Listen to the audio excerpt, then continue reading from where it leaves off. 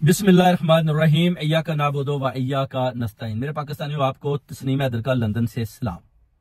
अभी आप देख सकते हैं कि जो जजू ने खान साहब के आगे रिक्वेस्ट की कि आप इनके साथ, पार्लियामेंटेरियन के साथ कम से कम मुज़ाकरात कर लें। उन्होंने रिक्वेस्ट की, खान साहब ने उनको वक्त दिया कि ठीक है, मैं आपकी रिक्वेस्ट सर जो है अपना देखता हूं, मैं उसके बारे में सोचता हूं। अपने जो मेरी लीगल वकुला टीम है उनसे भी मैं बात करता हूं, जो मेरी अपना नीचे अंडर सारी की आदत मैंने बनाई है, उनके साथ भी मैं देखता हूं कि वो क्या कहते हैं। तो उसके बाद फिर वो कहता है देख लेते हैं कि इन्होंने मेरे साथ कौन से मुज़ाकरात करने हैं। वो कहते हैं कि जर्नैलों के साथ भी आपने मुज़ाकरात नहीं किए, मगर आप इनके साथ करें, गंदे कपड़े हम बाद में धो लेंगे। खान साहब उनकी हाँ में हाँ मिला दी। अब आप देखिए, क्योंकि जर्नैलों ने जितने भी आदमी कर्नल जमाल से लेकर जितने भी भेजे खान साहब के पास, बेसिकली उनको खान साहब ने ठोक के जवाब दे दिया कि आपके साथ तो मुज़ाकरात करनी नहीं है। और इस सिलसिले में उन्होंने काफी ट्राई की। उन्होंने जाकर जनरल आसिम मुनीर को और फैसल नसीर को बता दिया कि खान साहब तो आपके साथ हाथ भी मिलाने को तैयार नहीं, आप मुज़ाकरात की बात करते हैं। वो आदमी तो मोर से भी नहीं डरता, वो कहता है कि आने दें, अल्लाह हक है, अगर मेरी इधर ही आई है जिंदगी और मौत इधर ही है तो फिर मैं इधर ही मरूंगा, आप मेरा कुछ भी नहीं बिगाड़ सकते। या तो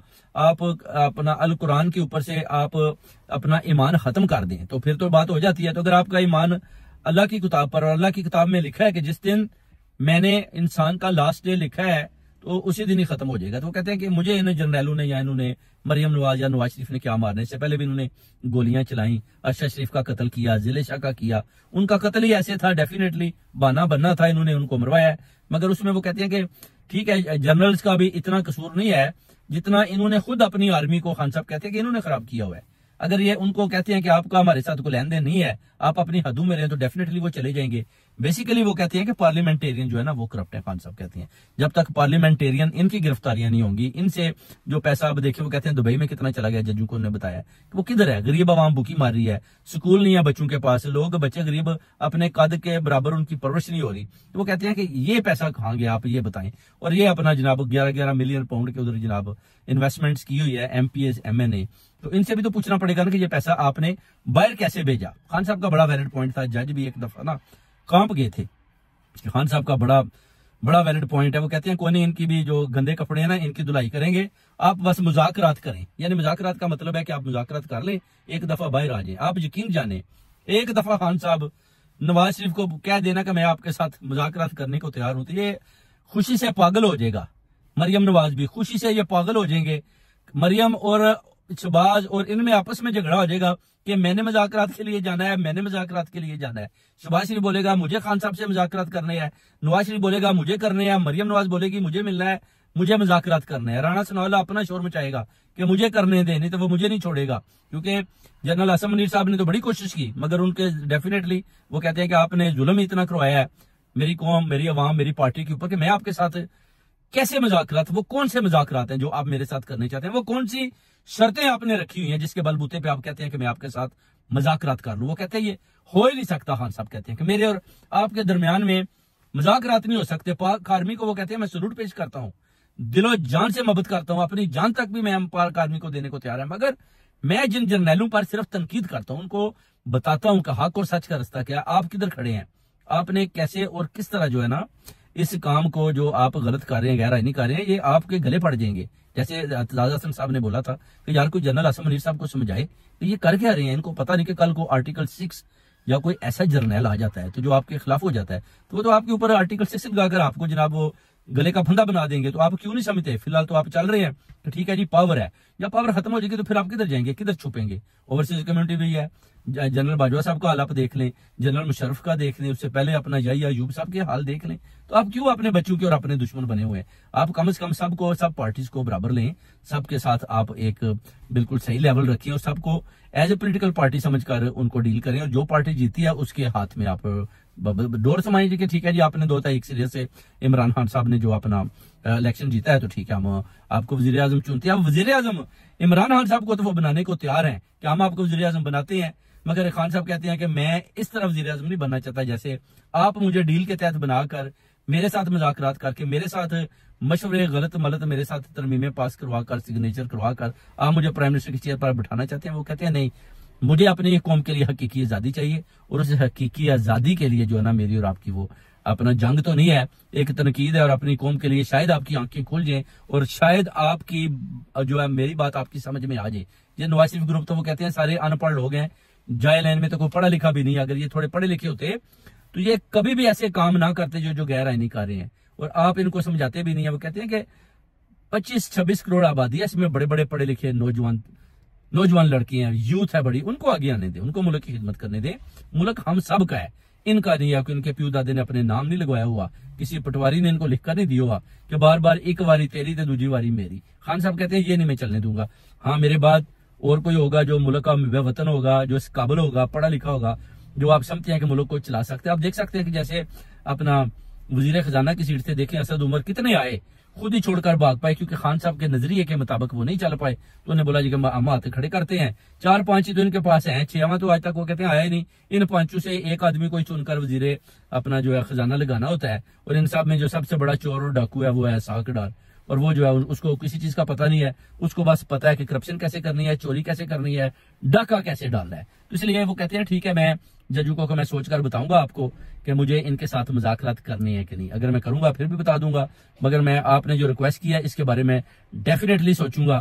तो चले, मैं एक दफा अगर ये मेरे साथ ही मुज़ाकरात करना चाहते हैं तो फिर देखते हैं कि ये मेरे साथ कौन से मुज़ाकरात करने चाहते हैं, इनकी क्या डिमांड है। ये खान साहब ने बड़ा खुला मैसेज इनको दे दिया है और इनको बता दिया है कि भाई पुत्रो तैयार हो जाओ, जे खान हो निकल आया ना ते तानू रस्ता को नहीं लभना, तुसी भावें जिन्ना दिल कीता इस मीडिया नूं ते लिफाफे साफियां नूं जिन्ने दिल कीता लिफाफे दे लो, ऐकी तुहाडी जान कोई छुटनी। खान साहब ने जो भी खुलम खुला इनको पैगाम दे दिया है ना, मरियम नवाज को, नवाज शरीफ और शहबाज शरीफ को और चंद जर्नैलों को भी, कि जनाब आप जरा देख लें, अभी जो है ना अपने अपने वो पहुंचे टूंग लो, क्योंकि हुण तूफान आने वाला है तो तुहानू रस्ता को नहीं लभना।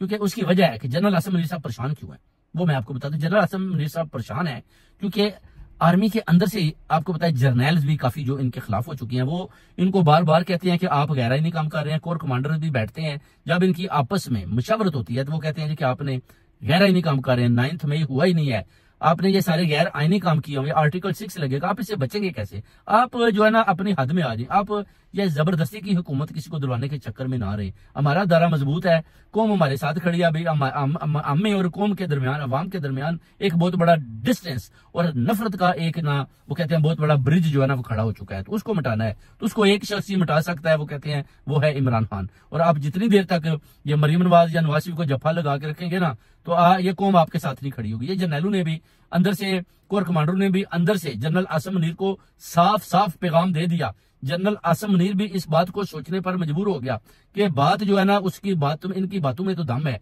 ये जो बातें कर रही है मेरी टीम, जो मेरे जर्नैल मुझे मशावरत दे रहे हैं या मेरे खिलाफ बोल रहे हैं, फेस टू फेस मुझे बता रहे हैं, तो डेफिनेटली फिर मैं गलत ही हूं। तो तभी तो ये सारे मिलकर मुझे समझाने की कोशिश कर रहे हैं। मगर आर्मी का जो असूल है, एक ट्रेंड है कि बस ठीक है, चीफ जो कुछ कहता है वही कुछ करते हैं, वो कहते हैं करेंगे वही। मगर आप सोचें जरूर सर, ये जो आप कर रहे हैं ये गलत है। खान के साथ ज्यादती है, पार्लियामेंट के साथ ज्यादती है, इस्लामी जमहूरिया पाकिस्तान के साथ ज्यादती है, ताकत का सरचश्मा अवाम है, अवाम के साथ ज्यादती है। और इस तरह बार बार इतने ज्यादा लोग आपने पकड़कर बेगुनाह अंदर रखे हुए, हम कहते हैं छोड़े, खान को भी छोड़े, मैदान में आने दें। जितने बेगुनाह आदमी जो 10,000 पकड़े उनको भी छोड़े, जाने दें। कुछ भी नहीं, 9 मई में कुछ भी नहीं निकलेगा, कुछ भी नहीं था अंदर। वो तो एक स्विमिंग पूल था जिसमें जो कोर कमांडर जाकर नहा रहे थे, उस वक्त स्विमिंग कर रहे थे, जैसी का एक अड्डा बनाया हुआ था। वो कहते हैं कुछ भी नहीं था। आप 9 मई को उधर कौन सा जो शहीद था जो जिसका पुतला तोड़ दिया, वो कहते हैं उससे बड़ा तो वो गंगाराम का पुतला था जो तोड़ा गया, उसके बदले में तो आपने कुछ नहीं किया। और एक पुतला जो उसके साथ मिलता भी नहीं टूट गया, तो आप बस वो शहीदों का पता खेल कर वो जी जबरदस्ती आप सोचेंगे कि शायद कौम खिलाफ हो जाएगी। कौम इमरान खान के साथ खड़ी हो चुकी है, अवाम खान के साथ खड़ी हो चुकी है। वो आपने देख लिया, इलेक्शन में भी बुरी तरह हार हुई। और अभी इसका बेस्ट वो कहते हैं कि यही है कि आमो साहब पीछे हट जाएं, आप भी खान के साथ हाथ पंजा सुटें, और उसके बाद अपनी जो आपकी उनके साथ जो कन्फ्लिक्ट बना हुआ है उसको आप खत्म करें। तो जनरल आसिम मुनीर भी इस बात पर सोचने पर मजबूर हो चुका है। तो वो कहता है ठीक है, थोड़ा टाइम दें।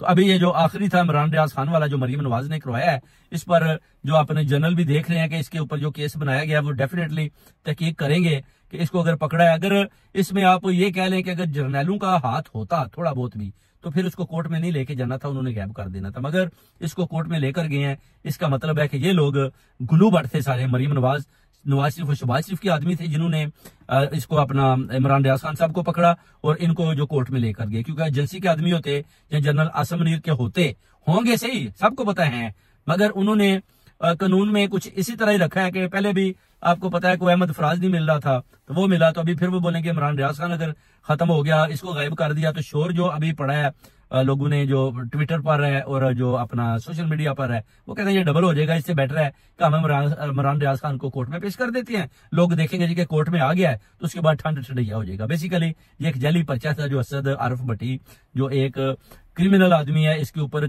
काफी जो करप्शन के केसेस हैं, फ्रॉड के केसेस हैं लाहौर में, वजीराबाद में, इसके ऊपर काफी केसेस हैं। अता तारड़ के साथ मिलकर ये चोरियां डाके डालता है, ये प्लॉट्स इधर उधर जो कब्जे ग्रुप करवाता है, उसके बाद ये अपना हिस्सा लेता है। तो यही एक स्टोरी थी, तो उसमें इन्होंने मरियम नवाज ने उसको इसमें शामिल कर दिया। अता तारड़ ने ये आदमी पेश कर दिया कि किसी तरीके से भी इमरान रियाज खान को हज से जाने से रोका जाए। बहुत बहुत शुक्रिया भाई, खुदा हाफिज़।